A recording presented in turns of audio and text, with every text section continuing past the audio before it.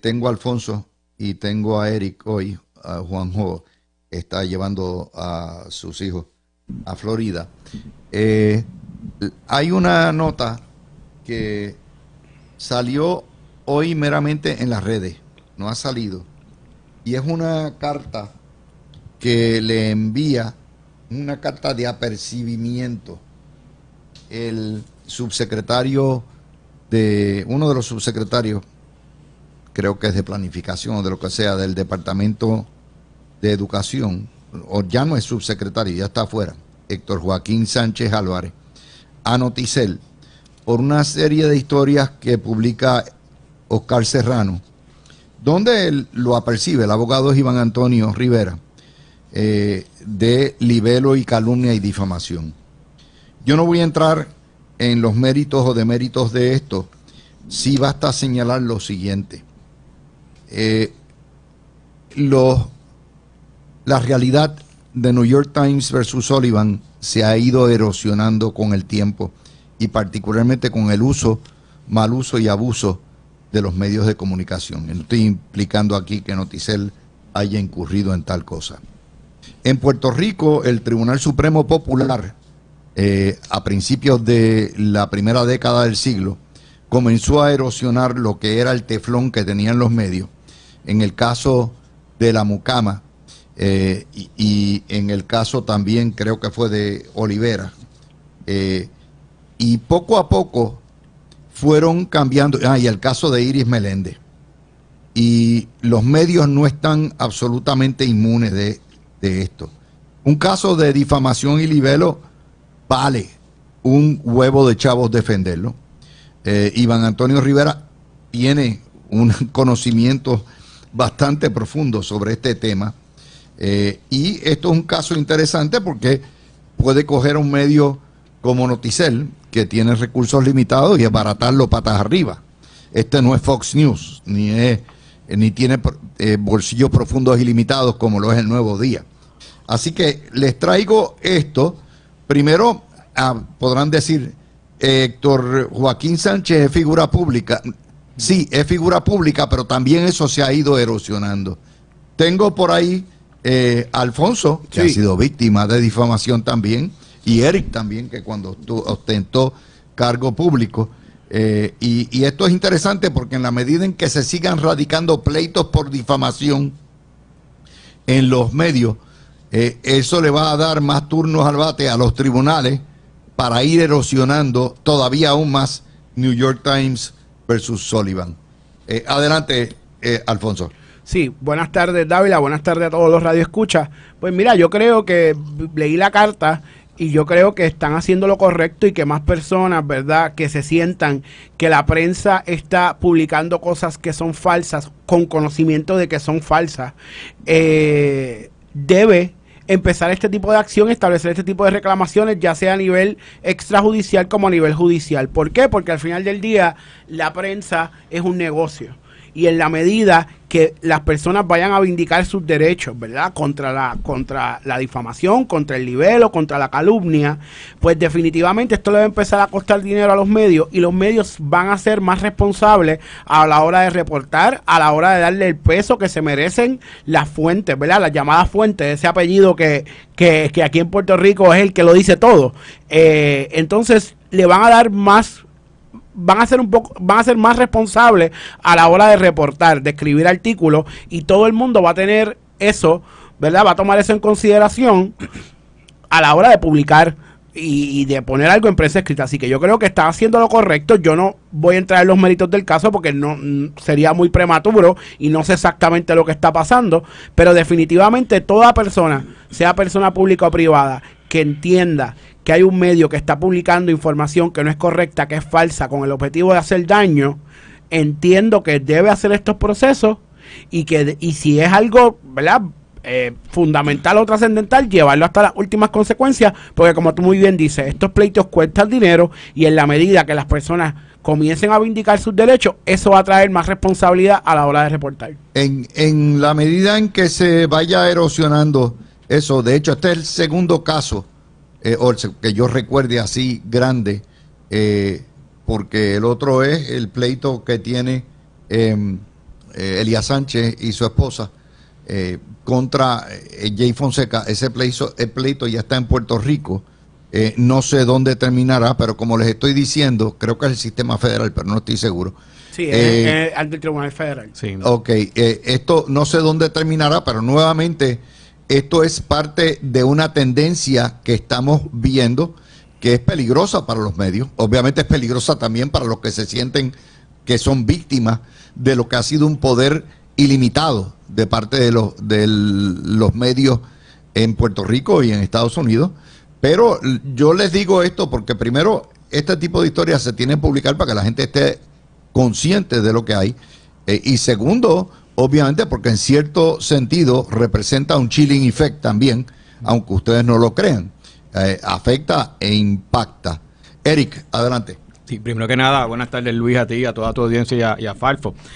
Mira, yo creo que es un caso para mí bien interesante, sin entrar en los méritos, ¿verdad? Como hemos hecho todos aquí, sí me gustaría decir que la carta es tan buena que serviría de template para otros casos bien similares, así que sería como que rellenar los hechos de cada cual y tienes un buen template ahí para hacer, ¿verdad? Porque yo he estado en la función pública y tengo que decir que a veces uno tiene que cuando uno está ahí, ¿verdad? Uno tiene que a veces discernir entre a veces cuándo demandar o versus no hacerlo, ¿no? Porque cuando tú eres, ¿verdad? Estás en un puesto público, pues para bien o para mal, pues básicamente tienes que aguantar lo que venga por ahí, siempre y cuando, ¿verdad? No sea una situación, ¿verdad? Que se exagere, ¿no? Que salga fuera de los límites. En este caso, yo creo que sería interesante, y yo creo que Luis, ¿verdad? Pues, con mucho respeto, lo catalogaste como figura pública. Yo creo que eso sería parte de lo que habría que ver si una persona, ¿verdad?, que ya no está en la esfera gubernamental, que no está ni siquiera hablando en los medios, que no está ocupando ninguna posición. Sí, ¿cuánto tiempo es el chilling effect? Por eso, el tiempo? Yo creo que sería la verdad la primera pregunta, porque sabemos que la figura pública pues tiene un estándar quizás mucho más alto, ¿verdad? A la hora de hablar de una difamación versus una persona privada, así que yo creo que sería un caso bien interesante analizarlo desde esa perspectiva. Para mí en este momento Héctor Joaquín pues es una figura privada, ¿no? Que yo creo que cuando sea figura pública, Eric. Claro. Creo que la carta del abogado aquí en este caso de Iván Antonio sienta las bases inclusive para superar el crisol, decir, mira, correcto, esto es en claro menosprecio de la verdad, hubo cierta información que pudieron haber cotejado en la propia división legal del Departamento de Educación y nunca se hizo, y hubiera probado que era falsa. Pero nuevamente esto es algo que altera, y fíjense algo, el Supremo nunca ha determinado que los estadistas son clase sospechosa en Puerto Rico. Me refiero a clase sospechosa, class, pero que es una minoría que amerita protección, que históricamente, aquí llevamos 30, 40 años de persecución completamente, hubo una segunda mordaza, y el Supremo nunca ha expresado. Yo solo puedo decir, porque yo he sido víctima también de esa difamación y de ese libelo, directa o indirectamente, y esas cosas ocurren todos los días, y hasta que el Supremo no ponga los puntos sobre las IE, porque la vasta mayoría de los impactados son funcionarios o personas estadistas. Eric.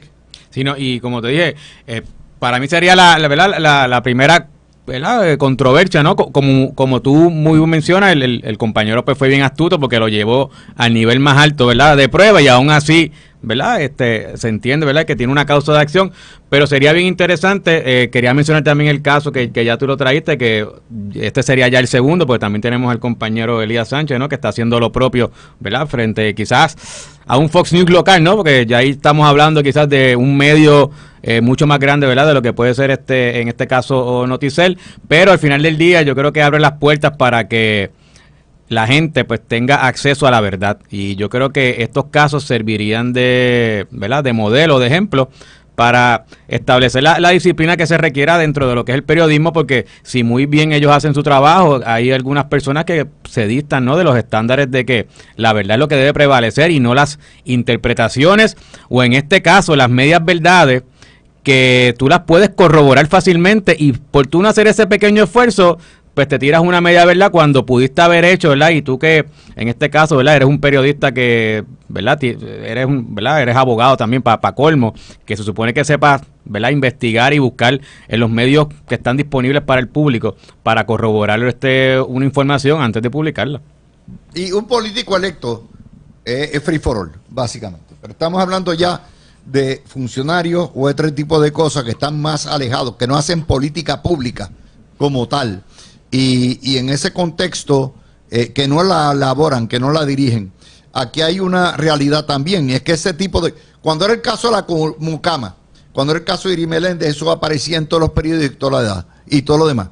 Pero si es un caso donde un estadista demanda a un medio, silencio total, absoluto. Es como si hubiera una mordaza completa. Y yo creo que es importante que estas cosas se discutan y estén, ¿verdad? Y se le dé seguimiento para que la gente sepa dónde estamos ubicados en cuanto a eso. Y les puedo decir una experiencia, yo he dirigido medios toda mi vida. Y les puedo decir, tan pronto llega a la gerencia una carta de apercibimiento como esta, automáticamente eso tiene un chilling effect. Del presidente para abajo, el jefe de venta, todo el mundo, la división legal se activan. Y eso tiene, ¿por qué? Porque saben que son billetes largos lo que van a gastar. Litigar cuesta carísimo. Y tiene un chilling effect que es fuerte. Salvo que el medio duplique las apuestas e insista, en cuyo caso, pues ya es mayor. Alfonso. Sí, definitivo. O sea, cuando vienen este tipo de comunicaciones, normalmente pues la división legal establece, o se supone, ¿verdad? Yo no sé cómo funciona Noticel, pero establecen, ¿verdad?, una serie de controles y establecen una serie de medidas, ¿verdad?, para atajar eso que está pasando, ya sea, como tú dices, double down, ¿verdad? Y usualmente eso es cuando la fuente es bien confiable, o sencillamente tomar medidas para no seguir incurriendo, ¿verdad?, en un patrón de libelo y de calumnia, porque también una de las cosas que se toman en consideración en este tipo de casos es que si es un patrón o fue algo de una sola vez, o sea, que a la hora de determinar también el daño, pues eso también juega un papel importante en los casos de difamación. Pero yo creo que Y yo creo que Eric trae algo bien importante. O sea, esto no es periodista nada más, es un periodista y un abogado que sabe de derecho, que sabe lo que se puede hacer y lo que no, y encima de eso es totalmente irresponsable a la hora de reportar. Y lamentablemente, si estas cosas no siguen pasando, si la gente no se levanta a reclamar, no va a haber un cambio en la manera que se hace prensa en Puerto Rico. No es reclamo nada más. O sea, en esto va mucho más allá. Recuerden, primero fue el Tribunal Supremo Popular el que cambió las reglas en Puerto Rico, el que abrió de par en par las reglas para que figuras públicas, inclusive una gobernadora, pudiera demandar y ganar un caso.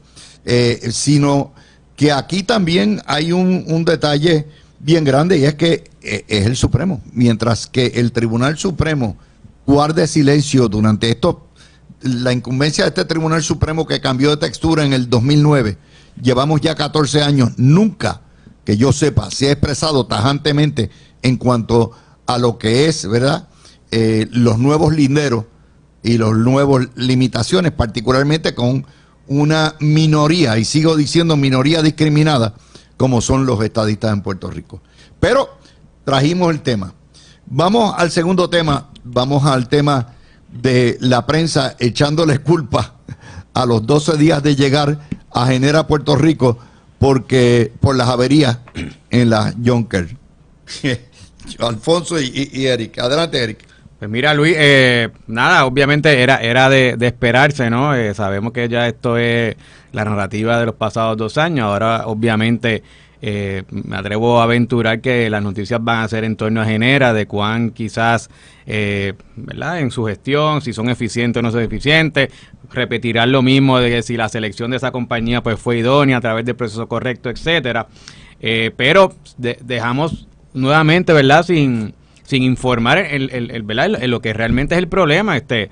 ponle que Genera, pues quizás no sea la mejor compañía, pero vamos a preguntar qué es lo que va a administrar. Pues mira, ellos van a administrar, ¿verdad? Una estructura de generación eléctrica que está marchitada no de ahora, sino de años, y ellos pues van a estar en ese esfuerzo de alguna forma reconstruirla, repararla, hacerla nueva, etcétera, para mejorar en efecto la generación, pero eso va a tomar tiempo, así que en lo que eso se logre, lamentablemente vamos a estar siendo presos la ciudadanía de estar escuchando noticias de cuántos apagones hay, etcétera, pero más allá de eso, no vamos a escuchar los por qué, para que la gente pues por lo menos esté informada y sepa, mira, es verdad, se me fue la luz hoy, pero pasó por esto. O sea, y esa parte es la que vamos a carecer y vamos a estar ahí siguiendo lamentablemente esta desinformación hasta que de una vez y por todas, quizás en 1, 2, 3, en el tiempo que sea, pues de alguna forma u otra, ¿verdad? Pues se pueda reconstruir, ¿verdad? Esa infraestructura que tenemos ahora mismo, que es la que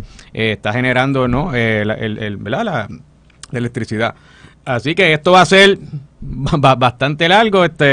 Yo creo que la narrativa se estableció hace ya, ¿verdad? Hace ya unos añitos, así que ahora pues quizás Luma descansa un poco y lo que veremos es el nombre de Genera en los medios. Vamos a entender que esto es una guerra ideológica. Es una guerra ideológica del periodismo puertorriqueño, de los sindicatos como la UTIER y del Partido Popular, en contra de que la empresa privada se haga cargo de la administración, de la generación y de la distribución de electricidad en Puerto Rico.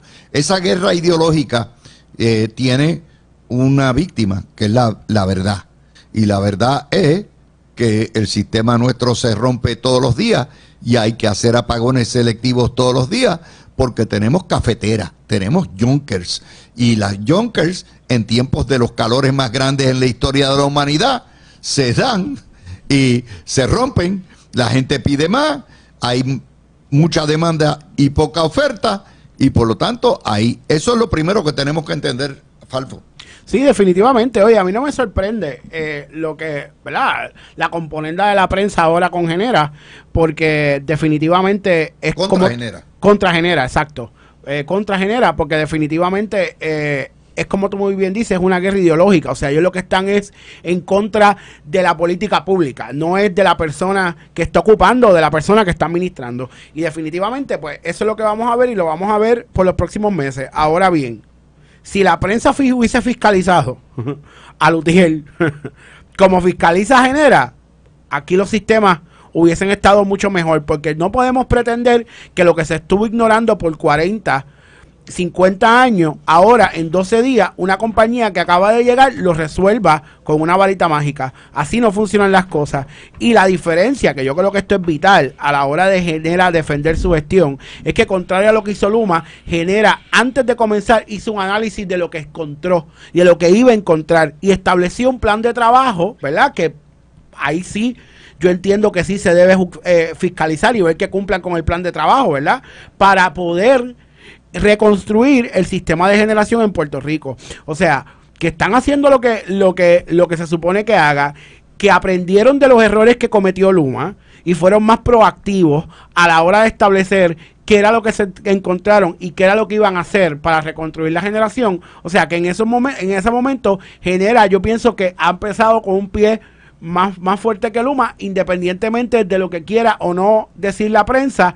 Y aquí a los que hay que sentar es a los que trabajaban el sistema de generación por 40 años. Pero mira, Genera dice hoy algo que decía Luma, pero que nadie quiere oírlo, porque no queremos, somos tan infantiles que no aceptamos la verdad. Reemplazar el sistema, rehacerlo nuevo, cambiar de una generación dependiente del petróleo y del gas a una generación de fuentes renovables va a tomar décadas, y reconstruir y hacer una red nueva basada en los parámetros federales, según las exigencias federales, nos va a tomar una década más. Esto no se hace de la noche a la mañana. Y lo único es que nos debe decir la prensa es, miren señores, aprendan, prepárense, vamos a tener el apagón nuestro de cada día, hasta que se arregle el sistema. Nosotros lo que podemos informarle a ustedes es cuántos clientes están sin luz, cuántas personas están sin electricidad, dónde se rompió la cafetera, qué le pasó a la planta, cuánto tiempo va a tomar repararlo, y esperamos. Y otra cosa que podemos informarles es el estatus de las reformas o de los cambios y construcciones que se van a hacer. Pero esta cuestión de estar echando culpa, ese titular hoy del Nuevo Día, eso es mala leche a todo que da. La entrada de Genera trajo consigo una reducción en la producción eléctrica. Eric. Mira, yo lo que sugiero en este caso, y yo creo que tú lo acabas de mencionar, y es el ejemplo perfecto para quizás de una vez y por todas romper con estos esquemas, ¿verdad?, de publicar información a conveniencia de los medios, es que Genera realmente invierta en una estructura de manejo de proyectos donde el pueblo sepa sin lugar a dudas por dónde es que va esa reconstrucción, por dónde es que va esas construcciones de, ¿verdad?, de las nuevas plantas generatrices, para que de una forma u otra, pues la gente cuando vea estas noticias diga, pero eso es mentira, porque mira, ya entendimos que el problema es que las plantas hay que cambiarlas, punto y se acabó, y va a tomar 10 años. Pero mira, cuando yo voy allí y entro quizás al portal o al método que creen, que el pueblo pueda ver, ¿verdad?, como interesado, ¿verdad?, de este proyecto, por dónde va, ¿verdad?, la construcción o la reinvención de las plantas generatrices, para que cuando saquen estas noticias, pues no genere interés en nadie y los medios no se vean obligados a que no sea a cambiar de tema, a informar otras cosas, porque es la única manera. Y te voy a dar, la comunicación no toma nada. Tanto Genera como Luma tienen un listado de todas las direcciones, por lo menos de electrónica, de todos sus clientes. Si ellos saben que va a haber un relevo de carga de 3 horas en tal sector, lo mínimo que pueden hacer es enviarle un correo electrónico a todos los clientes en esa zona diciendo, pedimos nuestras excusas, mañana viernes entre las 12 del mediodía y las 3 de la tarde no habrá servicio en su sector debido a mejoras o reparaciones o averías que tenemos en el sistema. Ya después esperen el servicio después de la tarde, ¿verdad? Eso yo lo tengo. Eso ocurre donde yo estoy. A mí nunca se me va la luz acá en Florida, pero sí en el servicio de lo que es Internet. Cuando van a hacer reparaciones, yo recibo una notificación diciendo no vamos a tener servicio de tal hora a tal hora por una reparación. Y uno se prepara. Y uno se prepara para eso. Eso no les cuesta nada. Debiera haberlo y la gente se prepara, claro. Lo que la prensa puertorriqueña hace, Falfo, es echarle la culpa.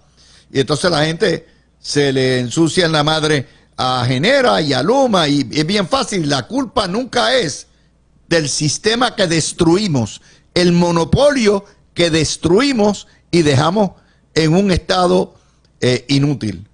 Alfonso. No, definitivamente, o sea, porque como dijimos anteriormente, o sea, la prensa está sencillamente ideológicamente en contra de que la Autoridad de Energía Eléctrica sea administrada por entes privados. Y ese es el problema, ese es el editorial de la prensa. O sea, la prensa siempre le va a encontrar una falta porque ellos,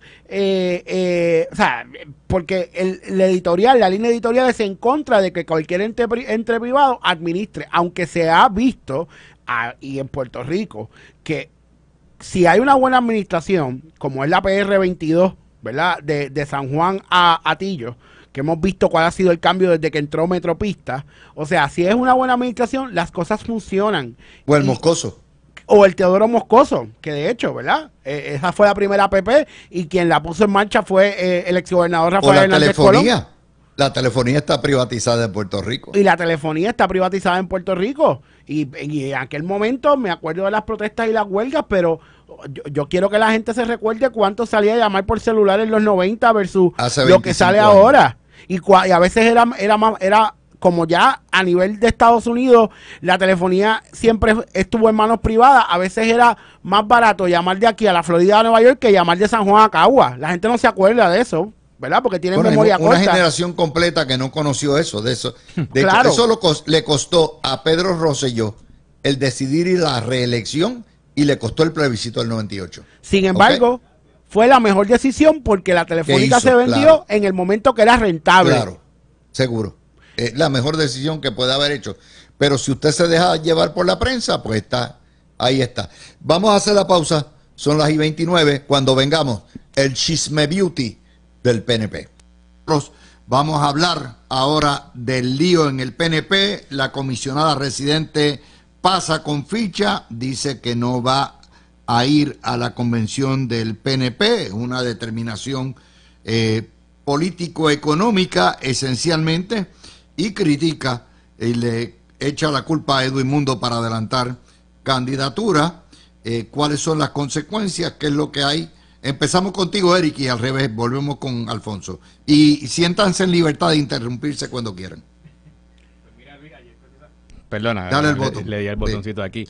Ayer precisamente ese era el tema en una cena que estaba teniendo con un amigo, en el cual de una forma u otra parece que hay estadistas que esperaban que la comisión del PNP pues hubiese como un forcejeo un poco más latente, ¿no? Más contundente. Y mi impresión de ayer era que eso no iba a ocurrir, que iba a ser quizás más como algún tipo, ¿verdad?, de guerra fría, ¿verdad?, como ha sido hasta ahora, donde quizás la gente, todo el mundo sabe, pero todavía no se confirma, ¿no?, por quien tiene que confirmarlo, así que se mantiene este status quo, ¿no?, de una forma estratégica, ¿no?, para en su momento. Así que eso que la gente esperaba de que quizás ¿verdad?, en la convención del PNP fuera algo más contundente, pues mi impresión hasta ayer era que no iba a ser así. Precisamente hoy pues salen los medios, ¿no?, que se confirma eso. Así que pues vamos a seguir viendo, ¿verdad?, una convención, pues, ¿verdad?, quizás como la última, ¿no?, donde se ausenta la comisionada, ¿no?,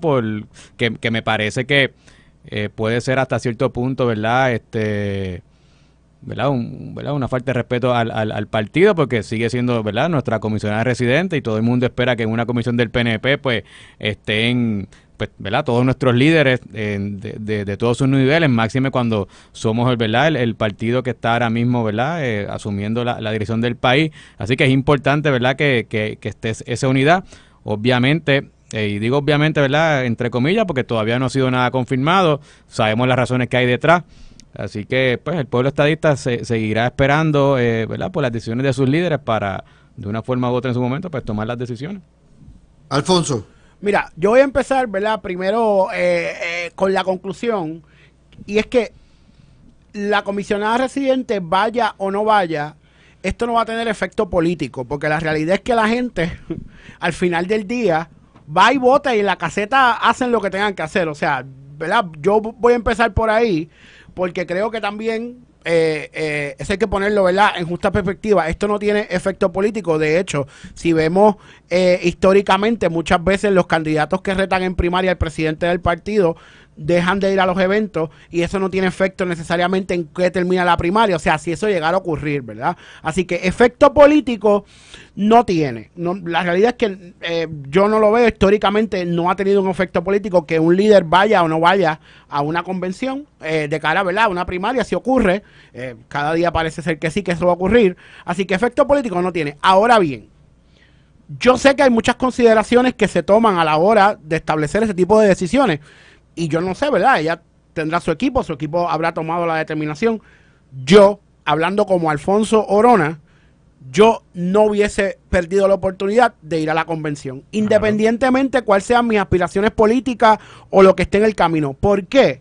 Uno, ella es vicepresidenta del partido. Dos, sí es realidad que independientemente va a haber gente, y estoy seguro que va a haber gente que apoya o no sus aspiraciones en esa convención y en esa junta estatal, pero va a haber gente que va a esas convenciones para ver sus líderes y compartir con sus líderes, y que le hubiese gustado ver a la comisionada residente. Independientemente del efecto político que tenga o no tenga, que yo creo que no tiene ninguno, o sea, esto no va a incidir políticamente, pero sí, esas son las cosas que crean cohesión dentro del partido, y que de cara, ¿verdad?, a una primaria o el día después de la primaria, ese rapport que puedan crear, independientemente con la gente que no la apoye en estos momentos, va a ayudar también a la unidad del PNP, ¿verdad?, independientemente de lo que pase luego de la primaria. Así que yo, ¿verdad?, y estoy hablando por Alfonso Orona, yo hubiese ido a la convención y hubiese participado de la Junta Estatal en mi capacidad como vicepresidenta del partido. Eso es lo que yo hubiese hecho. Pero también tengo que reconocer que hay muchas consideraciones que se toman, ¿verdad? A la hora de hacer este tipo de decisiones, y que pues yo imagino que en este momento ella entendió que lo más adecuado pues era no ir. Yo no necesariamente estoy de acuerdo con esa determinación, pero sí tengo que decir sinceramente que esto no tiene efecto político de cara a una posible primaria. Bueno, yo te voy a decir una cosa. A mí se me parece esto tanto. El periodo 2015 a 2016, tú te tienes que acordar, tú estabas con el grupo de Rosselló y tú te acuerdas los forcejeos, lo que había, me acuerdo aquella asamblea, creo que hubo, ¿verdad? En Arecibo. En Arecibo. Pero hay más. Ricardo Rosselló hizo, creo que ese año no hubo una convención del PNP. Y Ricardo Rosselló se inventó una convención en el Conquistador.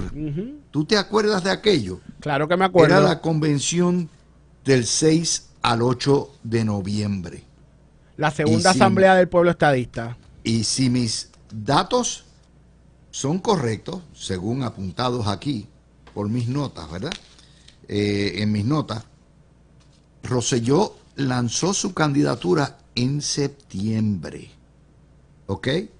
Ricardo, septiembre 21, la portada del Nuevo Día. Ricardo Rosselló se lanza ante miles de seguidores, llamado a la unidad de azules. 20,000 abarrotaron el Roberto Clemente. Es decir, Ricardo Rosselló labró su propio itinerario fuera del partido. ¿Te acuerdas que Pierluisi se quedó con el partido y Rosselló tenía una estructura completa con eventos a todo lo que da? Ahora, les voy a recordar algo. Rosselló es electo y le gana la primaria por un pelito a Pierluisi, porque Rosselló se montó en una plataforma que escribió el 5 de octubre del año 2014 de 42 puntos para avanzar la estadidad, y le prometió a su pueblo que esa iba a ser la primera, segunda y tercera prioridad de su gobierno. ¿Ustedes se acuerdan de aquello? Claro que me acuerdo. Aquí? Estuve allí cuando se redactó. De hecho, participé de la redacción de esos 42 puntos, y esos 42 puntos, si mal no recuerdo, se hizo tomando consejos, ¿verdad? Y tomando consejos y con la anuencia y con la venia de muchos sectores del movimiento estadista que no necesariamente estaban vinculados al PNP, porque contrario a lo que la gente piensa, hay asociaciones de estadistas que no son parte del Partido Nuevo Progresista, pero continúan llevando la agenda. Eric, sí, pues mira, ¿tú Luis, te acuerdas quién era la compañera de papeleta de Rosselló en aquel entonces? sí. ¿Y te acuerdas lo que dijo Pierluisi? Dijo que Jennifer González era una oportunista y que Ricardo Rosselló no tenía capacidad y que él tenía los logros y que eran unos malagradecidos y que tenían que enfrentarse al partido. Oye, las noticias cambian para no cambiar, Eric. Pues mira, esa situación que tú traes, obviamente, ¿verdad? Es verídica, fue lo que pasó, ¿no? Pero en este caso quizás es un poco distinto. En aquel momento estábamos hablando quizás de gobernador Pierluisi y gobernador Rosselló, ambos, ¿verdad? No fuera de gobierno, ¿no? Porque en aquel momento, ¿verdad? El gobernador Pierluisi era comisionado residente, pero sí estaba, ¿verdad? Fuera de lo que era como tal quizás la gobernanza del país, así que eso contrasta grandemente ahora, porque estamos hablando de no solamente que tiene el partido de su lado, sino también que tiene el gobierno de su lado. Entonces tienes a una comisionada residente que obviamente, ¿verdad? Tiene una importancia para lo que es el PNP, que todavía, distinto a Ricardo, que ya tenía quizás una estructura montada, está, ¿verdad? Y eso, ella ha sido bien enfática en eso. Ella está escuchando al pueblo todavía. Así que eso puede decir una de dos cosas: que en efecto está haciendo eso porque aún le faltan más seguidores, o ya los tiene. O más billetes. Pero en su momento, pues, ¿verdad? Lo sabremos cuando anuncie, si es que en efecto va a pasar, ¿verdad? Que va a aspirar a, ¿verdad? A retar a un gobernador incumbente. Así que yo creo que son escenarios parecidos, pero esencialmente distintos, porque estamos hablando, ¿no? de una persona que no puede decir me voy a tirar mañana porque tengo el partido de mi lado, porque el partido está con el gobernador y eso está claro. Bueno, y si se seca el pozo de donativos, yo soy de los que creo que para poder parear con Pierluisi, que me imagino que antes de que termine el año tendrá 5 millones en donativos, lo mínimo que puede tener Jennifer González de aquí hasta septiembre cuando anuncie es $1 millón, que se van todos en la primaria prácticamente. Que entiendo que estaba por ahí en los últimos números. Yo creo que ya estaba. Ella tiene $1 millón ya recaudado. Yo no he visto los números de recaudo. Yo creo que está cerca de esa cifra, pero mira, yo creo que obviamente son dos situaciones distinguibles. La realidad es que Ricardo Rosselló necesitaba esa estructura porque Ricardo Rosselló no tenía una posición dentro del PNP, ¿verdad? En el cuatrenio del 2013 al 2016, así que él necesitaba abrirse paso y necesitaba establecer una estructura paralela, ¿verdad? Al partido, porque en el partido no tenía entrada, ¿verdad? Aquí es un poco diferente porque la comisionada residente, como dije ahorita, es vicepresidenta del partido. Así que vuelvo y digo, yo utilizaría esa plataforma y ese espacio que me tienen que dar como miembro del directorio del PNP para llevar un mensaje, si esa es mi aspiración. O sea, si es a lo que voy es a eso, o si todavía estoy escuchando a la gente, pero como quiera, utilizaría esa plataforma para llevar el mensaje y para moverme, ¿verdad?, hacia lo que ella entienda que quiera hacer. Yo creo que definitivamente, ¿verdad?, si lo vemos en frío, uno de los escollos que ella va a tener de cara a la primaria son los recaudos, porque obviamente cuando tú tienes control del aparato gubernamental, pues es más fácil tú establecer estructuras de movilización para obtener más recaudos, porque eso es así, o sea, no vamos a tapar el cielo con la mano. Pero también tenemos que establecer que a final de cuentas el dinero no necesariamente se traduce en votos. O sea, que hay que ver, yo creo que estos meses van a ser bien interesantes y hay que ver qué está pasando, los movimientos que se van a dar. Como tú me dices, la política es cambiante. Yo me acuerdo, ¿verdad? Yo voy un poquito más atrás. Yo me acuerdo que hubo un tiempo en adelante que el gobernador Fortuño dejó de ir a las actividades del PNP.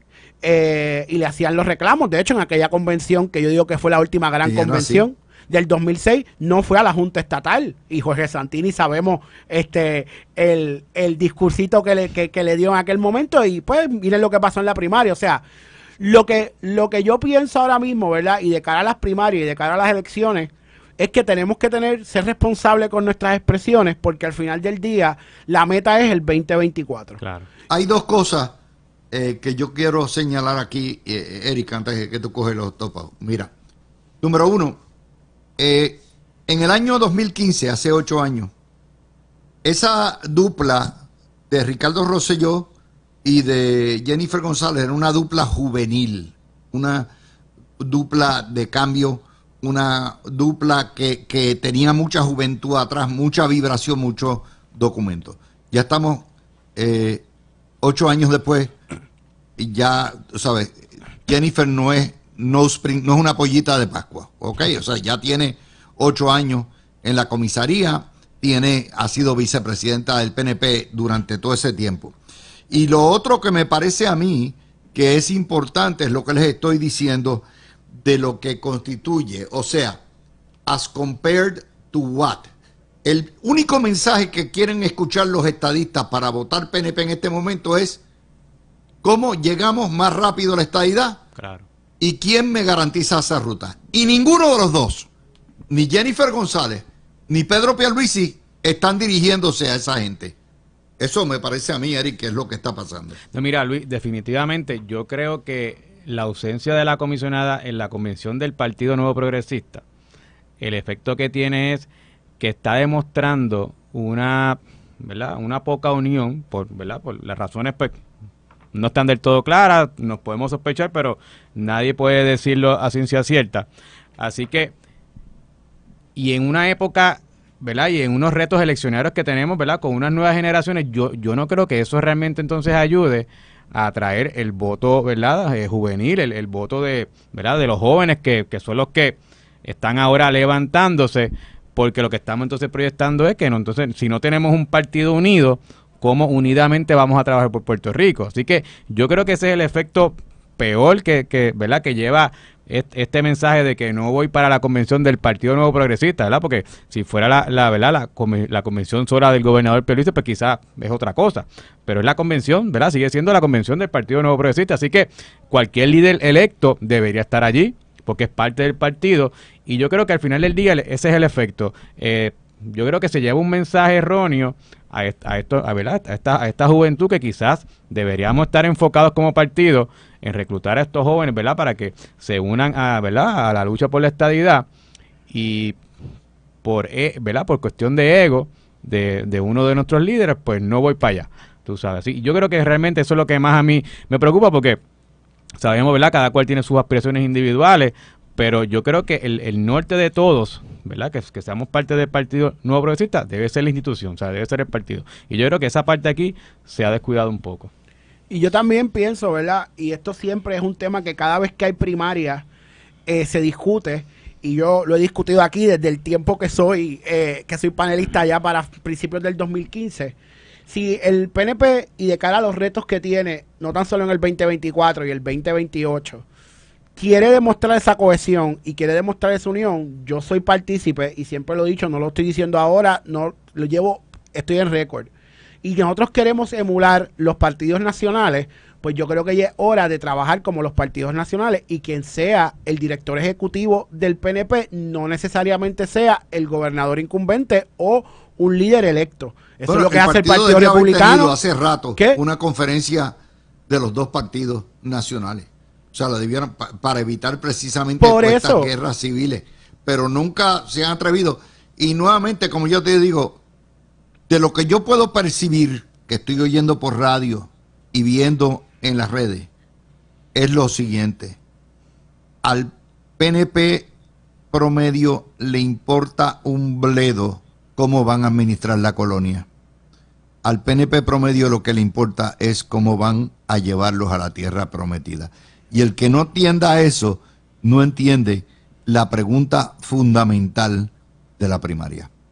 Así que con eso, gracias Alfonso, gracias a Eric por estar conmigo en el día de hoy. Mis amigos, gracias a todos ustedes.